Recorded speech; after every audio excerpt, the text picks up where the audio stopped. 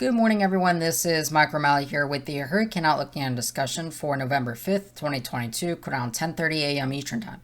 We have a lot to talk about today, including a tropical cyclone threat, maybe even a hurricane threat for Florida over the next couple of days. So let's go and jump straight into everything. Taking a wide look across the tropical Atlantic today, we notice that we have three systems out there worth monitoring.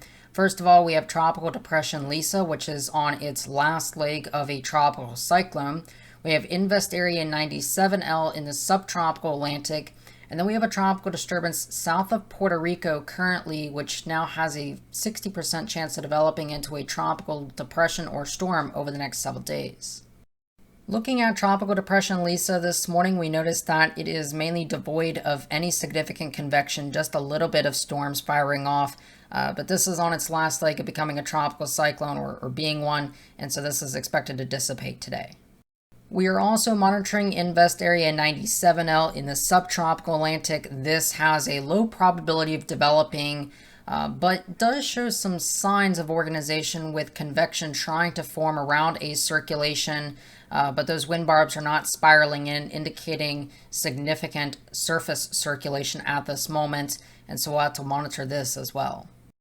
Now turning our attention to the Caribbean, we do have a tropical disturbance. This has not been tagged as an invest yet, but this system will be moving off towards kind of the north-northwest over the next couple of days. Right now it's producing an area of disorganized shower and thunderstorm activity from about the southwestern Atlantic through portions of the Caribbean, and this is actually impacting portions of the U.S., British Virgin Islands today, and Puerto Rico, bringing with it some heavy rainfall and flooding concerns, but the overall organization of this system is not there, and I do believe it's going to take several days before this actually does become anything worth designatable as a TC. Now taking a look at the GFS 10-meter wind and mean sea level pressure, we notice how this system is kind of weird in a way that it develops. It kind of gets slingshotted north, then it bends back west and kind of even southwest, and this is actually a result of the ridge of high pressure, moves into the Florida Straits and maybe even the Gulf of Mexico. But there's a much greater threat here that this may not be necessarily a huge system wind-wise, but we notice that this onshore flow, prolonged period squeeze play between the ridge of high pressure to the north and the system could create a prolonged period of onshore flow. And depending on the exact strength of this onshore flow, this could create a lot of beach erosion, coastal flooding. This doesn't have to be a hurricane to bring major issues. If you look at how strong this system could get over the next couple of days, we're going to take a look at the Shear product, the 300 millibar winds off of the GFS forecast. We noticed that while initially there might be a little bit of shear out here, we can see that initially there is going to be just a little bit kind of curling around our system.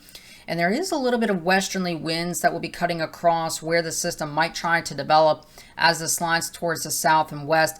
But you're not really seeing a lot of those screaming winds that are from east or, really from west to east across most of the northern part of the Atlantic basin. And as we continue to roll this forward and as this moves into the Gulf of Mexico, you also don't really see that. Maybe some signs actually of an anticyclonic pattern that is beginning to try to develop with this, but on the back side of that you do have a little bit of shear, so this will contend with a little bit of shear during its duration, but it's not those screaming east to west winds.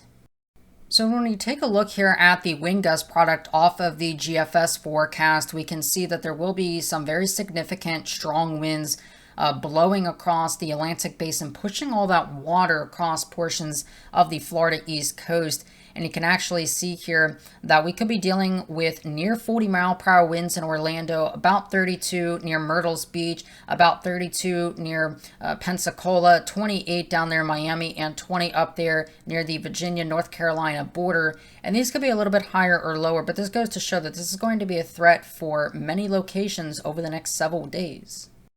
Now zooming in here to portions of the Florida Peninsula, we notice that there's going to be a lot of onshore flow. We're looking at the 10-meter wind and which direction that wind is going. And we notice that there's going to be a tremendous amount of onshore flow with winds here on the legend showing just about 40 knots.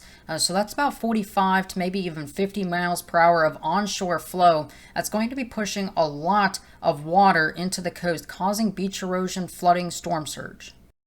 And finally, looking at the precipitable water forecast, we notice all of these bright oranges and purple colors. This indicates the presence of a lot of moisture in the atmosphere, and we notice how it's going to curl up and head towards Florida over the next couple of days. This is almost a guarantee that portions of Florida will be impacted. It just determines really so far who, what, and just how bad. But I do think portions of Florida are going to get some very heavy rain, that prolonged period of onshore flow, and this could be a real issue even if it's not a major hurricane.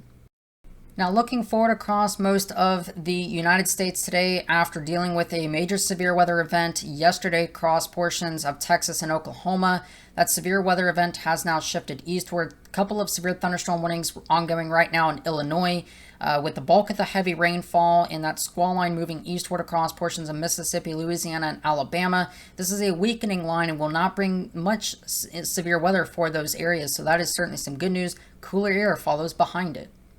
So with that being said, I do hope you have a great rest of your afternoon, evening. Of course, I am Mike O'Malley, and I'll be talking to you guys again some more tomorrow.